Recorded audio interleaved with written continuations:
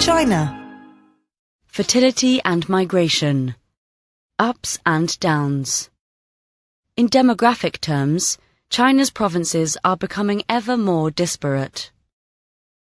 If demography is destiny, as Auguste Comte, a French philosopher, once said, then China has many destinies. As a result of 30 years of the now relaxed one-child policy, the country has an exceptionally low overall fertility rate, 1.2 according to the census of 2010. The fertility rate is the number of children an average woman can expect to bear during her lifetime. If it is less than 2.1, a population will shrink in the long run, unless immigration makes up for the dearth of babies. What is almost never recognized, however, is that this is not a uniform problem. Just as China has richer and poorer regions, so it has areas of higher and lower fertility, or to be more precise, of low and lower fertility. As a whole, China has too few young adults relative to the size of older generations, meaning it will not have enough workers to support its pensioners or children properly in the future. But some areas will hit demographic trouble earlier and harder than others, with serious implications for economic growth and regional stability. Wang Feng of the University of California, Irvine, dubs the problem the balkanization of Chinese demography. The place with the lowest fertility is Beijing, where the rate was 0.71 in 2010. The highest rate that year was in Guangxi, a province in the south bordering Vietnam, where the fertility rate was 1.79. Both rates are below the replacement level. But Guangxi's fertility is 2.5 times higher than Beijing's, which is a wider spread than the one separating the states with the highest and lowest fertility in Brazil, and only a little less than the equivalent gap in India. The main reason is that in practice the one-child policy was never uniform. Ethnic minorities such as Tibetans or Uyghurs, the largest group in the western province of Xinjiang, were never subject to it. Minorities who account for 8% of the population nationwide were usually allowed 2 children in urban areas and 3 or 4 in rural ones. In addition, in most rural areas, everyone, including the majority Han group, was allowed 2 children. As a result, China has 4 categories of fertility, not 1. 1. Areas of ultra-low fertility rates of less than 1. These are 3 megacities, Beijing, Shanghai and Tianjin, and 3 provinces in the northeast, sometimes called Manchuria, where the one-child policy was applied most strictly. They have a total population of 170 million. 2. Areas where fertility is between 1 and 1.29. These include provinces on China's populous coastline, as well as the huge Sichuan basin in western China. They are overwhelmingly Han areas, so had few exceptions to the one-child policy. They were also the places where China's growth and urbanization took off quickest after 1980, so have relatively few rural dwellers.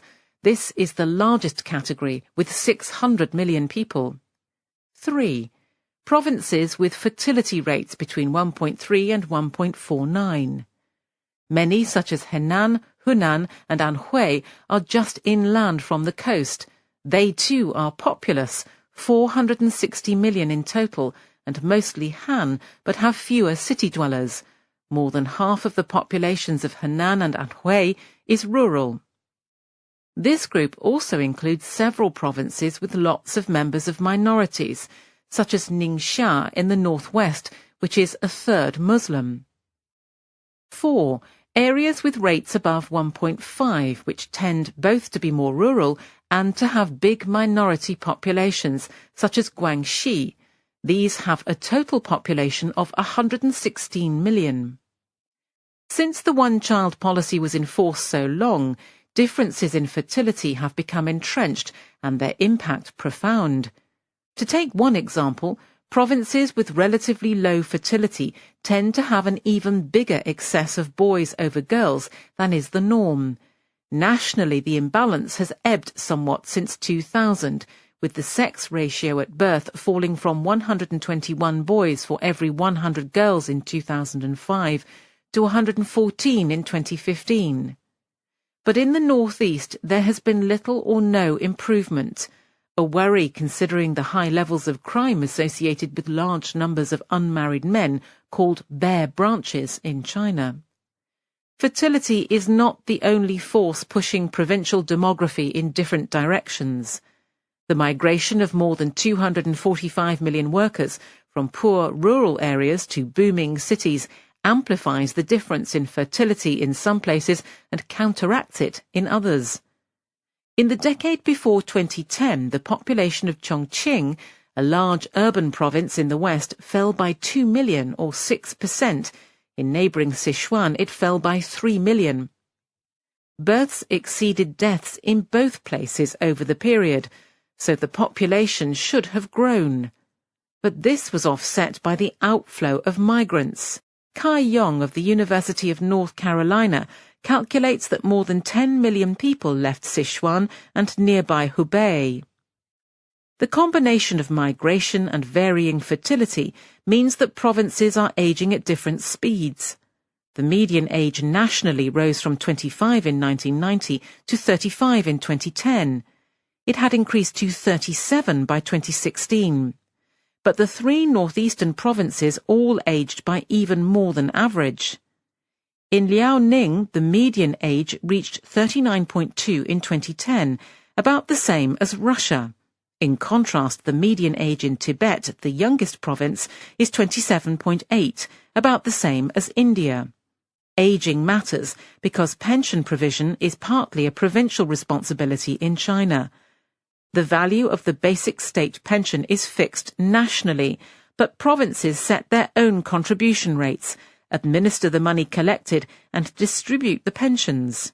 How heavy a burden this is depends on a province's demography. As a rule, the lower the fertility rate, the faster the rise in the dependency ratio, the number of pensioners relative to the number of working people. In relatively fecund Guizhou and Yunnan, the ratio is still falling. In Beijing and Shanghai, it rose by more than 4 percentage points between 2010 and 2015, more than the national average. Giant cities such as Beijing, Shanghai and Tianjin have ultra-low fertility and fast-rising dependency ratios, yet are still able to attract young workers because China's highest-paying jobs are clustered there. As a result, their demographic profile is healthier than you would expect.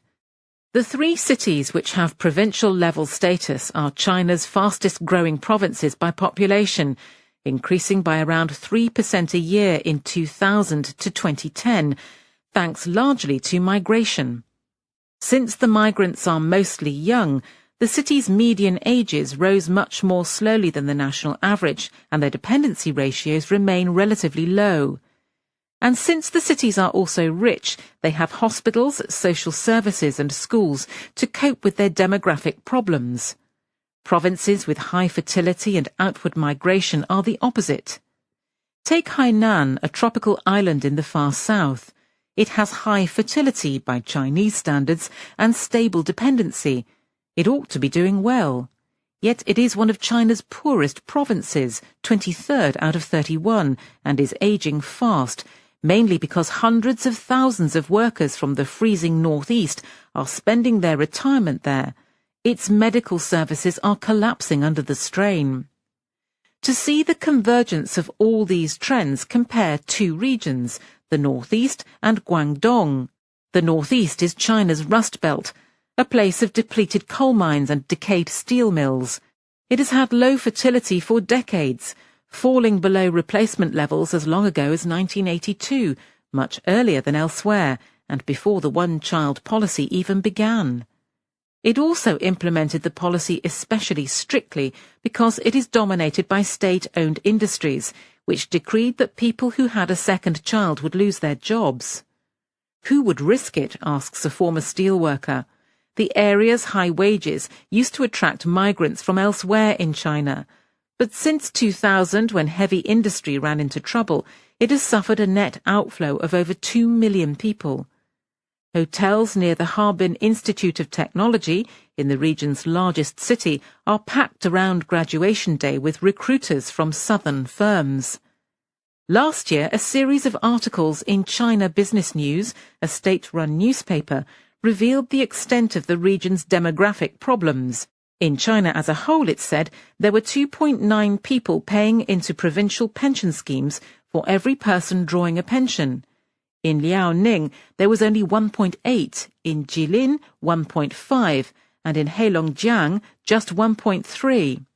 The region's share of China's young workers, 20 to 39 years of age, fell from 10% in 1982 to 8% in 2010. Zhou Tianyong of the Central Party School in Beijing says the region's lack of young workers is his biggest worry. The national government has a grand policy to help the region called the Northeast Revitalization Plan. But as one of the articles noted, the region's demographic crisis is never discussed. Now compare that with Guangdong at the other end of the country, next to Hong Kong. On the face of it, China's largest province, with a population of 108 million, also faces severe problems. Its fertility rate was reported to be 1 in 2010, more than in the northeast, but still alarmingly low. Yet its population rose more quickly in 2000 to 2010 than any other province except the 3 huge cities. Its median age is 5 years below that in the northeast. It has 9.7 workers per pensioner, 3 times the national average, which has helped it to stash more money in its pension fund than any other province. Whereas Beijing and Shanghai are attempting misguidedly to curb migration, Guangdong is trying to attract new arrivals. It has made it easier for their children to enroll in local schools. Elsewhere, the household registration or hukou system raises barriers to this. It also encourages everyone, including migrants, to join local social insurance schemes. In mid-July, the province's capital, Guangzhou, said it would allow the children of better-off migrants who rent property the same access to schools as local homeowners. This is significant since almost all migrants rent, not own, their houses. Unlike in Guangzhou, the national authorities have been slow to recognize the problems of demographic decline. As a result, low fertility, aging, labour shortages and dependency have all taken on a provincial aspect. The 3 great cities look relatively healthy, as do Guangdong and Zhejiang, a nearby province that shares some of its features. But provinces with low fertility, declining or aging populations and rising dependency are in deep trouble. These include the northeast, Sichuan and Chongqing in the west, and several provinces in the 3rd category in terms of fertility, such as Anhui. The result is a big problem for the national government.